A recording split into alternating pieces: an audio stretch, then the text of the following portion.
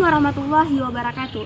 Penghormatan kami kepada Pak Jaka Fikri Pratama SPC selaku dosen pengampu mata kuliah Psikologi Industri Organisasi, dan kepada seluruh teman-teman yang telah menonton video kami.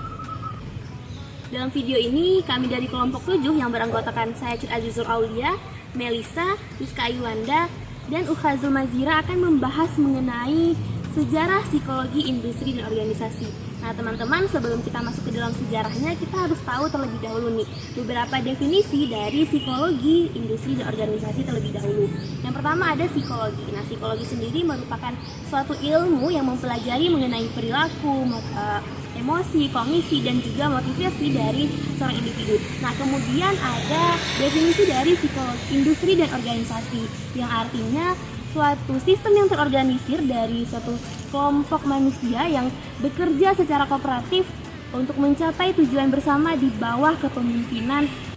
Nah, maka dapat disimpulkan bahwa psikologi industri dan organisasi merupakan sebuah ilmu yang mempelajari perilaku, kondisi, emosi, motivasi, serta proses mental pada sebuah organisasi, pada sebuah industri yang berorientasi pada sistem terorganisir pada sekelompok orang yang bekerja sama untuk mencapai tujuan tertentu di bawah kepemimpinan tertentu. Sejarah psikologi industri organisasi tentu tidak terlepas dari perkembangan psikologi itu sendiri. Nah, di mana ketika pertama kali laboratorium pertama psikologi didirikan oleh William Wood pada tahun 1876 di Leipzig, Jerman. Nah, itulah merupakan sebuah permulaan, sebuah awal dari berdirinya cabang psikologi, tak terkecuali psikologi industri organisasi. Teman-teman, sejarah psikologi industri sendiri memiliki beberapa tahapan nih. Nah, yang pertama saya akan membahas mengenai pra-perang dunia nih, yang dimana di sini terdapat tiga tokoh penting nih. Yang pertama ada Walter D. Scott. Nah, siapa sih Walter D. Scott itu? Nah, Walter D. Scott merupakan seorang yang pertama kali menggunakan bidang periklanan, psikologi bidang periklanan, atau disebut dengan psychology advertising. Nah, di mana pada tahun 1901 dia menciptakan sebuah buku pertama dalam psikologi bidang dunia kerja nih. Nama bukunya yaitu Psychology of the Advertising. Nah, tokoh yang kedua ada Frederick Mitchell Taylor. Nah, dia ini merupakan seorang tokoh yang menciptakan scientific management. Nah, selanjutnya saya akan menjelaskan perkembangan PIO menurut Hugo Münsterberg. 1990, ia menerbitkan buku yang berjudul The Psychology of Industry Efficiency pada tahun 1913 yang menjelaskan secara lebih luas psikologi di industri. Psikologi industri pertama kali mendapat perhatian besar pada Perang Dunia Pertama. Pada waktu itu banyak sekali tentara yang harus diseleksi, di mana terdapat 2 army alpha, yaitu tes yang diberikan pada calon tentara yang bisa menulis dan membaca, beta pada calon tentara yang tidak bisa membaca. Nah, selanjutnya sejarah PIO antara Perang Dunia I dan II pada tahun 1919 sampai tahun 1940. Yang pertama ada menurut Walter Bingham, yaitu aptitude test. Nah, dalam bisnis, tes bakat dapat digunakan untuk meningkatkan efisiensi kerja, dapat juga membantu guru dan konselor mengarahkan siswa dan klien mereka menuju karir yang sesuai.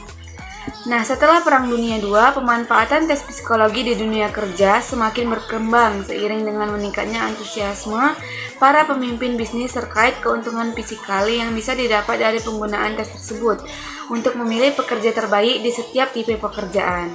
Di sini studinya tentang How the Home Study. Awalnya, Mayo dan teman-teman tertarik melihat tentang bagaimana kondisi kerja seperti penerangan, kelembapan, jadwal kerja, jadwal istirahat, dan gaya manajemen yang dapat mempengaruhi produktivitas dalam bekerja.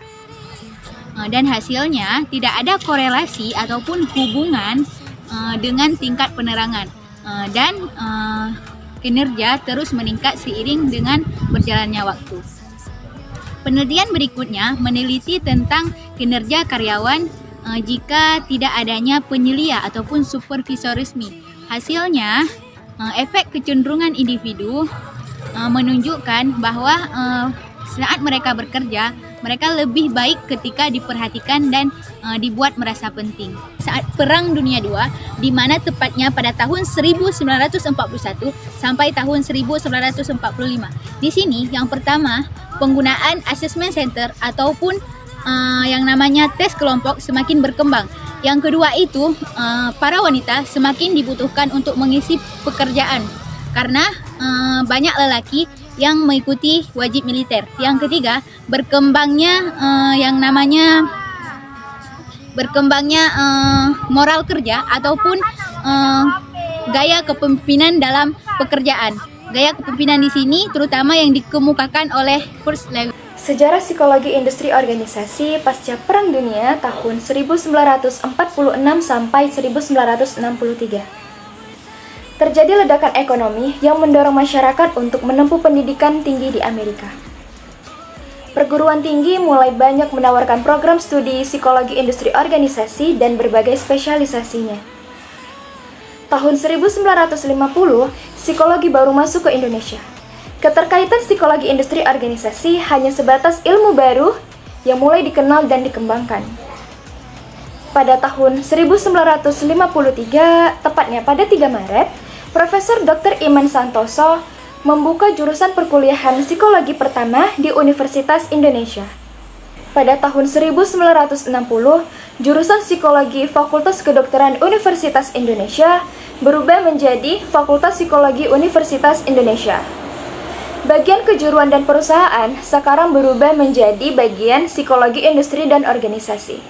Pengembangan psikologi industri dan organisasi juga dipelopori oleh bagian psikologi. Video dari kelompok kami semoga dapat bermanfaat untuk teman-teman semua yang menonton. Assalamualaikum warahmatullahi wabarakatuh.